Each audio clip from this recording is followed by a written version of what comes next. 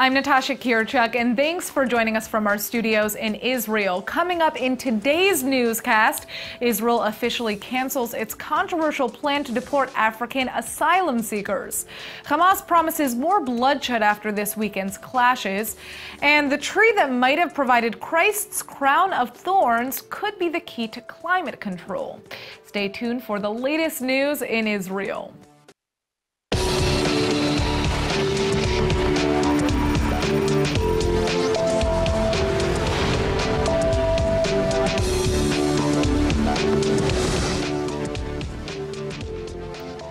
Breaking news just now from the Prime Minister's office. Netanyahu has just announced that Israel has reached an agreement with the United Nations regarding the fate of the country's nearly 40,000 asylum seekers from Africa. The UN's High Commissioner for Refugees has agreed to resettle nearly 16,000 African migrants in safe Western countries. In exchange, the state of Israel will absorb and protect the rest. That means the deportations are officially canceled. This is a huge landmark deal that comes as a major victory to human rights groups who have long petitioned for this community's well-being in the Jewish state. Until now, the Israeli government has branded the nearly 40,000 African men, women, and children living in the country as illegal infiltrators. The vast majority, however, mostly Christians from Eritrea and Sudan, are widely accepted as refugees in most of the developed world with full legal rights. That's why both domestic and international objection slowly erupted after Israel announced that it was seeking to deport this community to a third unspecified African country against their will if necessary. The state has fought an uphill battle to legally validate this to the Israeli courts, but the controversial plan, attacked by doctors, rabbis, former diplomats, U.S. congressmen, and even Holocaust survivors, could have posed a potential PR nightmare for Israel if it came to pass. This new breakthrough deal will evolve over a 5-year, 3-phase period. For some Israelis, however, the arrangement will be met with skepticism. Recent polls suggest that nearly 2/3 of the country openly support deporting asylum-seeking families. But for tens of thousands of families, this news is literally a life-saving ray of hope. All right, well, there's been not one but two more breaches of Palestinians from Gaza entering Israeli territory over the last 24 hours. Last night, 3 Gazans were arrested after illegally crossing the border fence, and mere hours ago, Israeli security forces arrested 2 more. In both cases, none of the suspects were carrying weapons at the time of their arrest. This is only the latest such infiltration into Israeli territory, something we're seeing more and more of surrounding this weekend's violent protests. Tens of thousands of Palestinians erupted into violence over the weekend to commemorate Land Day, the day in 1976 that Israel appropriated land in the Galilee. Despite Hamas's assurance that this was merely a peaceful sit-in, the rally quickly took a fatal turn, prompting the army to respond with force. The Hamas-sponsored protest has spread into both Jerusalem and the West Bank and promises to continue for the next 6 weeks, culminating on Israel's 70th Independence Day. Though the mob's numbers have dwindled, clearly this fresh infiltration from Gaza means the seeds of violence have been planted. That reverb can also be felt in the West Bank as well. An Israeli bus has just been pelted with stones while driving its route north of Ramallah. One Palestinian suspect has been detained and the bus driver is lightly wounded. Though this weekend's bloody clashes with the Palestinians have dwindled in size, that conflict is still far from over. Hamas leaders are promising more violence is still on the way as a 6-week March of Return protest continues. Roughly 350 Palestinians have indeed just rallied along the Gaza border. At this time, 11 have been reported injured in clashes with the IDF. The army has confirmed that it used live fire in order to prevent Gazans from overrunning the border. The international community continues to criticize Israel's use of force as excessive in these demonstrations. An estimated 15 Gazans are believed to have been killed in last weekend's protests. Despite criticism from much of the world, Israel has confirmed at least 10 of those killed were in fact terrorist militants, including 5 of Hamas's own gunmen. Indeed, this weekend's protests were supposedly announced as merely a peaceful sit-in by the terrorists terror group. But as soon as armed Palestinians began firing upon IDF soldiers and attempting to destroy or breach the border into Israel, the mob's true motive became clear. Hamas's former leader says this protest demonstrates that the Palestinians have found a new weapon to use against Israel, where rockets and suicide bombers have failed. To that end, though Israel has managed to calm the storm of violence, many wonder if the PR battle may have been Hamas's true battlefield after all. As tensions grow on the Gaza border, Turkish President Erdogan is calling Israeli Prime Minister Netanyahu a terrorist and Israel a terrorist state. Public Security Minister Gilad Erdan is now questioning whether or not Israel should have reconciled with Turkey at all. And here with some insight is Middle East expert and Colonel in the Reserves, Dr. Ruben Belko. Thank you for joining us. Thank you. So how are the Israelis supposed to react from statements like this from the Turkish leader? Well, I remind you and those who are watching us now that before Erdogan was there was the sick man upon the Bosphorus. We are used to crazy people in Turkey. This is one of them. He's the last one who should define Israel or the Prime Minister Netanyahu a terrorist, because he himself is committing crime, war crimes against the Kurds. Well, that's what's going to be interesting to see is the Israeli Prime Minister perhaps now going to speak up about what is taking place in terms of the Kurds? And I mean, obviously there is a way to respond to this, right? I wouldn't define it a courage. I would define it a political point of view or political interest.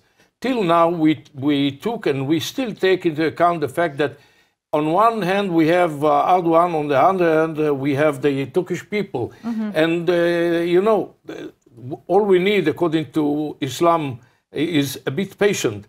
This trouble will pass away. But as for now, it's time for us to mention Mr. Erdogan that his people committed war crimes against the Armenians in the past. Right. And they are still bombing urban areas of Kurds and killing a lot of people. And he is the last one to allow himself to condemn Israel. You know, Public Security Minister Erdogan called, Public Security Minister Erdogan called Erdogan an anti-Semite. Would you say that that is a fair statement? Yes, of course he is right. To make? If you seriously study the history of Mr. Erdogan, a writer of theaters, he began his life as a Muslim brother, and he's still Muslim brother member. And we know that this man has a lot of times experiencing and calling Israelis according to Islamic radicalism terms, such as when speaking about Jerusalem, he said, one day the Israelis seek for a tree to hide away from the massacre that he pointed on from the days of the messenger Muhammad. The man holds a lot of radical Islamic radicalism point of view, and he's still imagining that one day he'll be the Sultan of the Islamic Caliphate. None of us, not Israel, nor Egypt or any Arab state, will be ready to get back to the days of the sick man upon the Bosphorus. We have a mentally sick person in Ankara, and days to come will show that things will be changed. Well, it will be interesting to see how Israel responds to this. Thank you for joining us. Thank you. The British government is coming under fire in the international community today for apparently funneling £20 million this year alone to Palestinian schools that teach jihad and encourage martyrdom. ILTV's Aaron Porras has the report. Aaron? Yeah, thanks, Natasha. Yeah, the international education watchdog Impact SE, or the Institute for Monitoring Peace and Cultural Tolerance in School Education, has just released a scathing report of Palestinian Authority schools. And again, I want to emphasize that this is not just a problem in Gaza under Hamas. This is the Palestinian Authority which approved this terror-praising curriculum for the 2017-2018 school year across all ages and literally all subjects. So what exactly did the report say?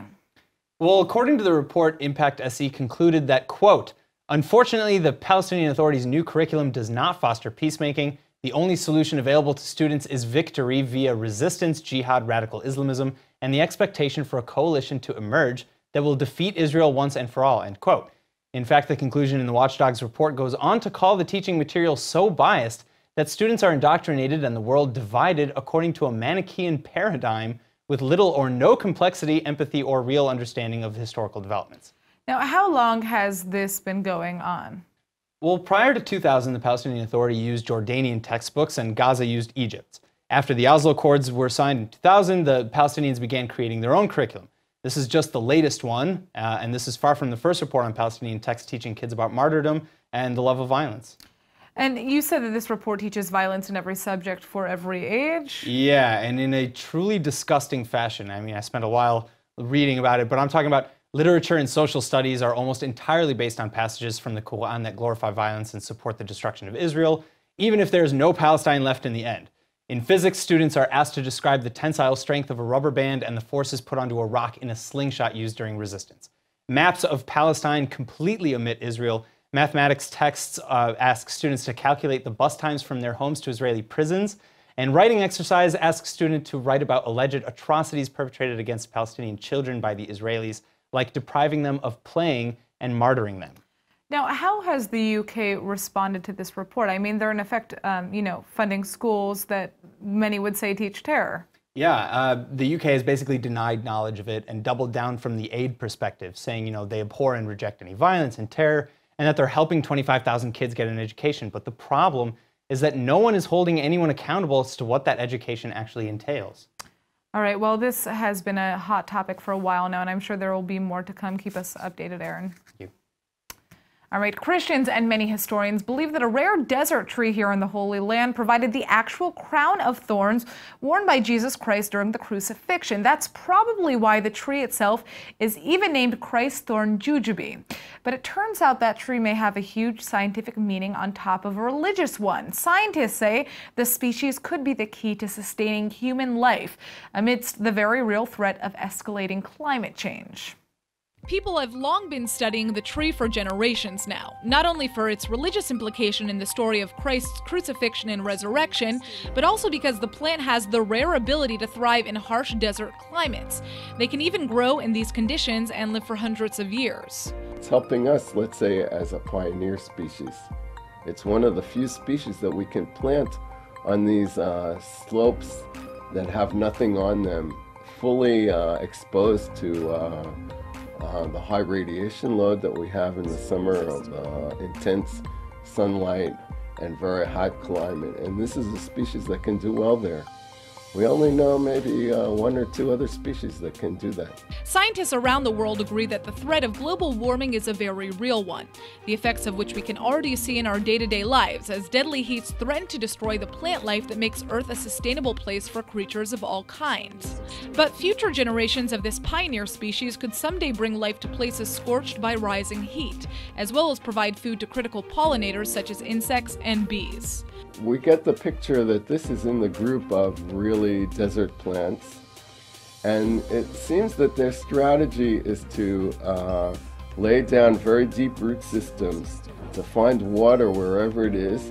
And this can be, let's say, if we go to a climate change scenario where we become much closer to the desert, then we make this transition to these real desert plants. For Christian believers, the crown of thorns is a symbolic reminder of the pain Christ endured before his death, as well as the glory of his resurrection.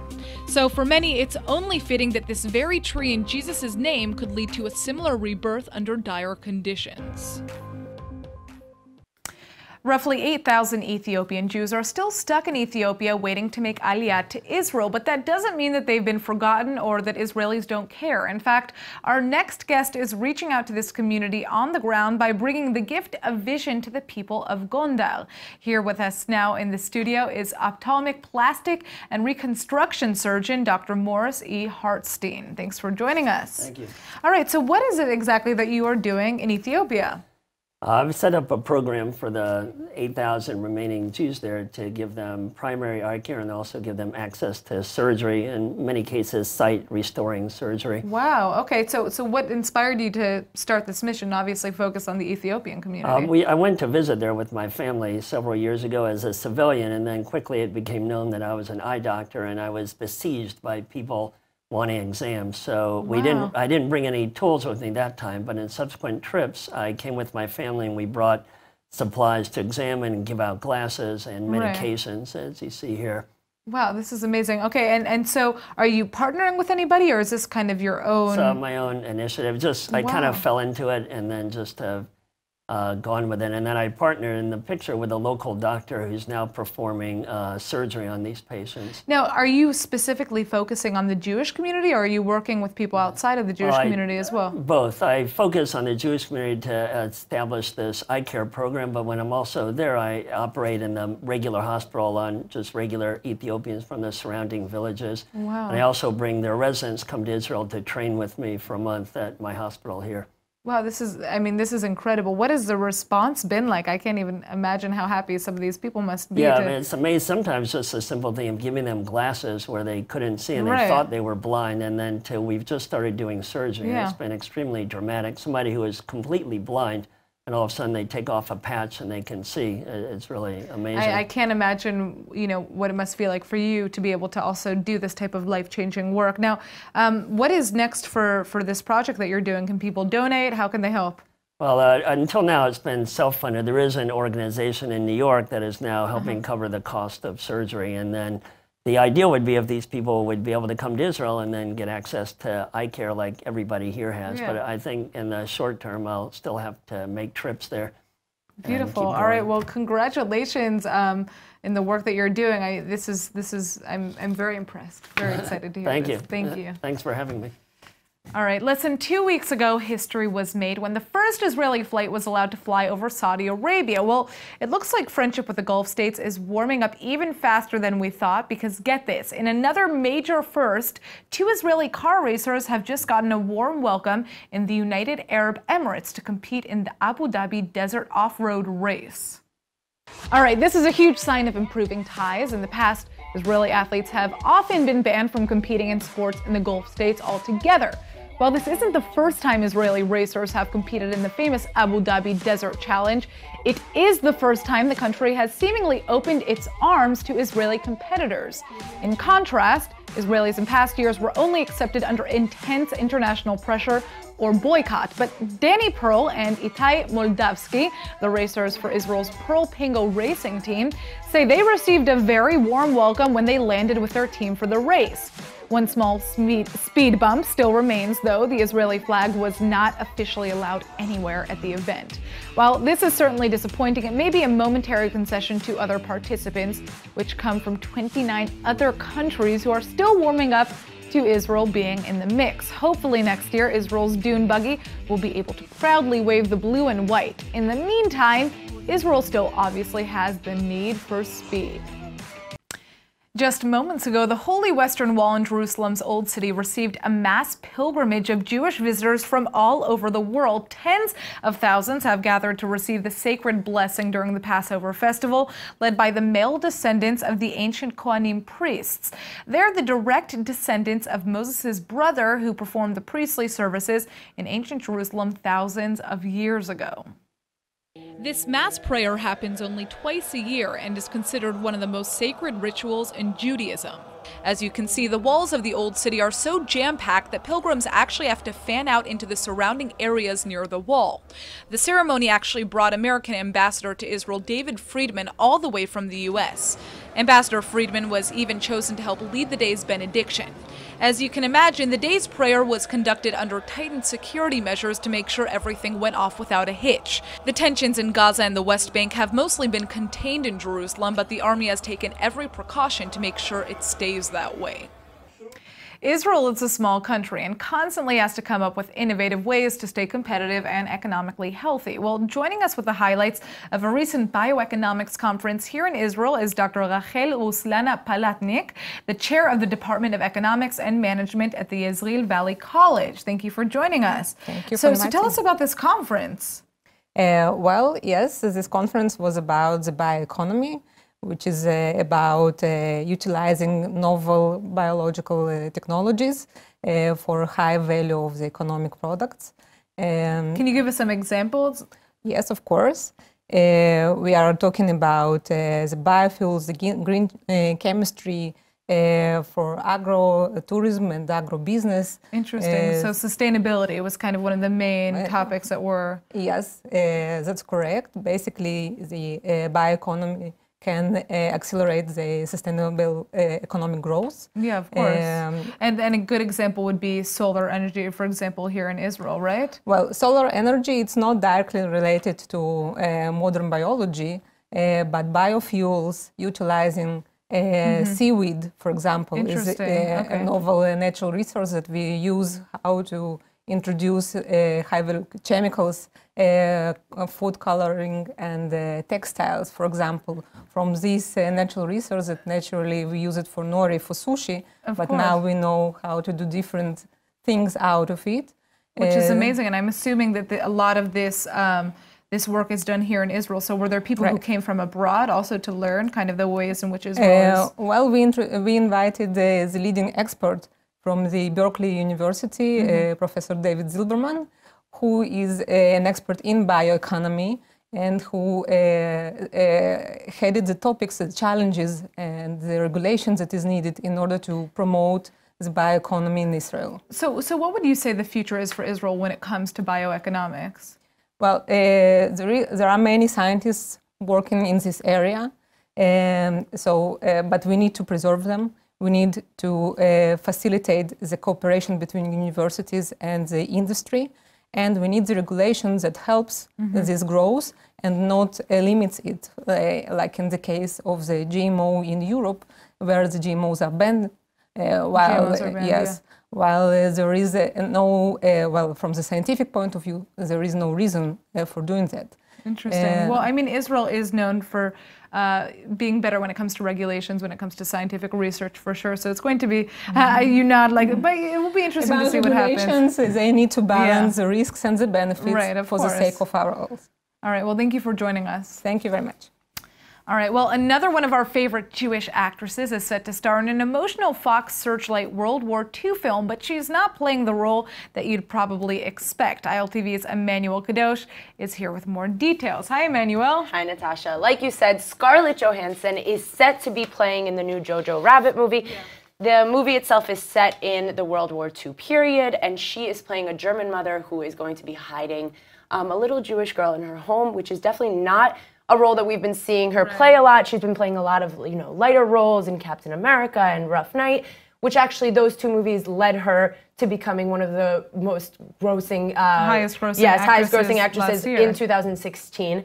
So the movie itself isn't going to be really focused on her as much as the son in the movie, who kind of understands or kind of figures out that his mom, his German mom, is hiding a Jewish girl in her home. Not in a very untrusting period of time right now. Yeah, well, it's interesting to see her playing such an emotional role because, like you said, we haven't seen that in quite some time. Right. But I mean, there's some background to this because she also discovered a lot about her Jewish identity recently, didn't she? She was on on one of the episodes of the PBS show Finding Your Roots, where she kind of discovered a little bit more about her Jewish heritage, and she found a lot of documents, as you can see in the back, of her family members who were in the Warsaw Ghetto and in a lot of, Holocaust, unfortunately, in the Holocaust. So it was really emotional. She cried, and there was a lot of, not backlash, but a lot of people, were talking about her episode there and how this is going to be kind of more of a transition into the movie, so it's going to be really exciting. Yeah, well, it's going to be interesting to see how she kind of takes that emotion from this experience that she had on PBS and puts it into this role. But it's definitely going to change the course of her career. So I can't wait to see the trailer. Thanks for joining us. Thank you. Here comes our Hebrew word of the day. The story of King David just got a major upgrade, Star Wars style, in Jerusalem. So today's word is lishadreg, which is how you say to upgrade in Hebrew. I wonder which is more expensive, to lishadreg or to upgrade my computer, or to lishadreg my wardrobe. Either way, fashion and technology are two things that keep mishadrim, or upgrading, whether or not we like it. Yes, the world around us never ceases to lishadreg, but that's a good thing. The future is almost here. All right, let's go ahead and take a look at the weather forecast. Tonight should be partly cloudy but fairly warm with a low of 57 or 14 degrees Celsius. Tomorrow you can expect a slight drop in temperatures and cloudier skies, though, as the high drops to about 71. or 22 degrees Celsius. All right, that's it for today's news. Today's exchange rate is 3.51 shekels to the American dollar. Remember to sign up for our daily newsletter at iltv.tv, and don't forget to follow us on Facebook at Israel English News and on Twitter at ILTV News. I'm Natasha Kirchuk, and thanks for watching.